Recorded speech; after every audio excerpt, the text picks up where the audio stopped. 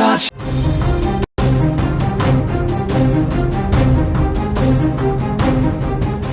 కడప జిల్లా ప్రొద్దుటూరులో తల్లిని చంపిన తనయుడి హత్య కేసులో తాజాగా మరొక ట్విస్ట్ బయటకు పడింది. హత్య తర్వాత బయటకు వచ్చినటువంటి విషయాలకు పోలీసులకు తండ్రి ఇచ్చినటువంటి ఫిర్యాదుకు పూర్తిగా తేడా కనిపించడంతో ఇప్పుడు కొత్త చర్చ మొదలైంది. హైదరాబాద్ నుంచి వచ్చినటువంటి కొడుకు తనను గదిలో బంధించి తన లక్ష్మీదేవి ఎవరైతే తల్లి ఉన్నారో తనని చంపేశాడని తొలుత విజయ్ భాస్కర్ రెడ్డి వెల్లడించాడు. కానీ పోలీసులకు ఇచ్చినటువంటి ఫిర్యాదులో మాత్రం మాట మార్చేశాడు. హత్య జరుగుతున్నటువంటి సమయంలో తాను అడ్డుపడితే పక్కకు నెట్టేశాడని పేర్కొన్నాడు. దీంతో ఎందుకు మాట మార్చాడని అనేది ఇప్పుడు ఆసక్తిగా మారింది. ఇవే కాదు, లక్ష్మీదేవి హత్య కేసు ఎఫ్ఐఆర్లో కూడా మరిన్ని షాకింగ్ విషయాలు ఇప్పుడు కనిపిస్తున్నాయి. దీనిపైన పూర్తిగా ఇప్పుడు ఒక చర్చ అయితే కొనసాగుతుంది. అదేవిధంగా ఎలా చంపాడు, ఎందుకు చంపాడు అనే సంబంధించి రకరకాల అనుమానాలు వ్యక్తమవుతున్నాయి. పోలీస్ స్టేషన్కి వెళ్ళిన తర్వాత విచారణలో కూడా కొన్ని వింత వాదనలు, విచిత్రమైనటువంటి సమాధానాలు యశ్వంత్ చెప్తున్నాడని ఇప్పటికే బయటకు వచ్చిన సందర్భంలో తాజాగా తండ్రి కూడా ఇప్పుడు రెండు రకాల మాటలు చెప్పడానికి గల కారణాలు ఏంటి అనేటువంటి అంశం అయితే కూడా చర్చకు రావడం జరిగింది. మొదట ఒక రూమ్లో తను స్నానం చేయడానికి బాత్రూమ్కి వెళ్ళిన సందర్భంలో డోర్ లాక్ వేశాడు. ఆ తర్వాత చంపిన తర్వాత డోర్ లాక్ తీసి నీ భార్యను చంపేశాను చూసుకో అని చెప్పాడు అనేటువంటి ఒక వార్త మొదట్లో బయటపడడం జరిగింది. కానీ ఇప్పుడు పూర్తిగా తన తండ్రి ఇచ్చినటువంటి కంప్లైంట్లో లేకుంటే ఫిర్యాదులో తనను నెట్టేసి అక్కడి నుంచి తన భార్యను చంపేసి బయటికి వెళ్ళిపోయాడు కత్తితో అనేటువంటి విషయాన్ని, కొత్త అంశాన్ని తెరపైకి తీసుకురావడం జరిగింది.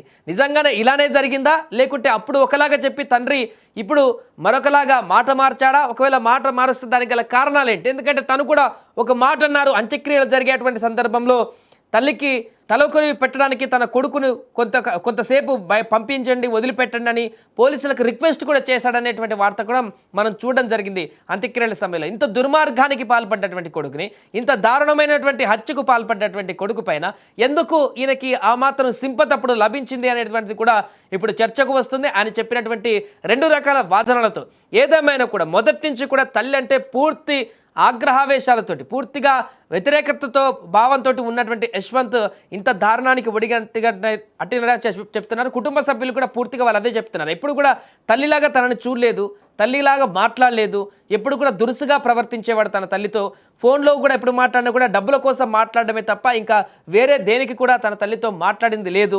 ఎప్పుడు కూడా చులకన భావంతో చూసేవాడు తన తల్లిని. పోలియో ఉందనేటువంటి కారణంతో అంటూ కూడా కుటుంబ సభ్యులు కూడా చెప్పడం జరిగింది. ఈ సందర్భంగానే ఆమె ఎక్కువగా ఫంక్షన్లు కూడా అటెండ్ కాకపోయేది, తన కొడుకును కూడా తీసుకురాకపోయేది అనేటువంటి విషయాన్ని కుటుంబ సభ్యులు కూడా చెప్పడం జరిగింది.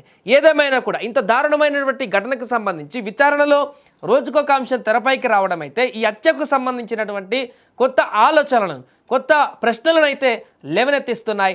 ఏదేమైనా తాజాగా తండ్రి ఇచ్చినటువంటి ఫిర్యాదులో ఆయన ఇచ్చినటువంటి స్టేట్మెంట్ ఇప్పుడు మొదటి రోజు హత్య జరిగినటువంటి దానికి భిన్నంగా కనిపించడం పట్లయితే ఒక కొత్త రకమైనటువంటి చర్చ అయితే కొనసాగుతుంది. రైట్, ఇక ఈ ఘటనకు సంబంధించి మా ప్రతినిధి సుదర్శన్ మరిన్ని వివరాలు అందిస్తారు ఫోన్ లైన్లో. సో సుదర్శన్, ఇప్పుడు తండ్రి ఇచ్చినటువంటి స్టేట్మెంట్ కొంచెం డిఫరెంట్గా ఉంది మొదటి రోజు చెప్పిన దానికి అనేటువంటి ఒక చర్చ కొనసాగుతుంది. ఆయన ఏం కంప్లైంట్ ఇచ్చాడు, ఏం ఫిర్యాదు చేశాడు, ఏం జరుగుతుంది అక్కడ? అదే హత్య జరిగిన రోజు ఏం జరిగిందనే దానిపైన పోలీసులు ఆరా తీశారు.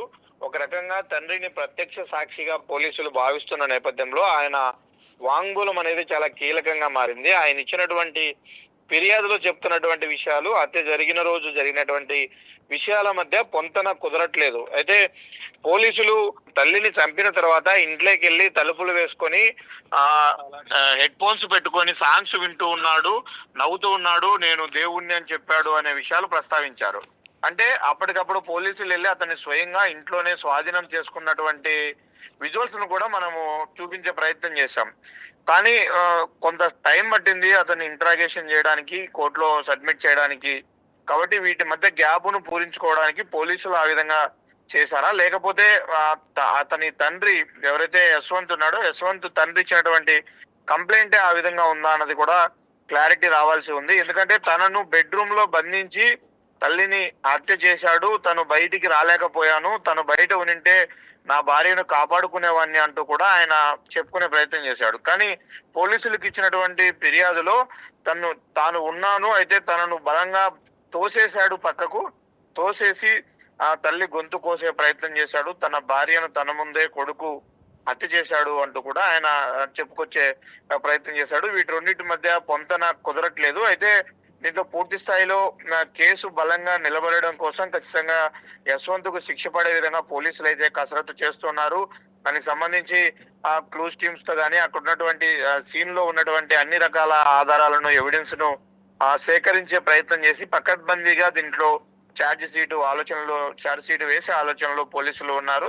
అయితే ఈ ఎంటైర్ కేసులో ఇప్పుడు తండ్రి వాంగ్మూలం అనేది చాలా కీలకంగా మారింది. ఇప్పుడు కంప్లైంట్ లో ఇచ్చిన దాన్ని ఆయన స్టిక్ ఆన్ అయితే మాత్రం తను ఈ హత్యకు సంబంధించి ప్రత్యక్ష సాక్షి అవుతాడు.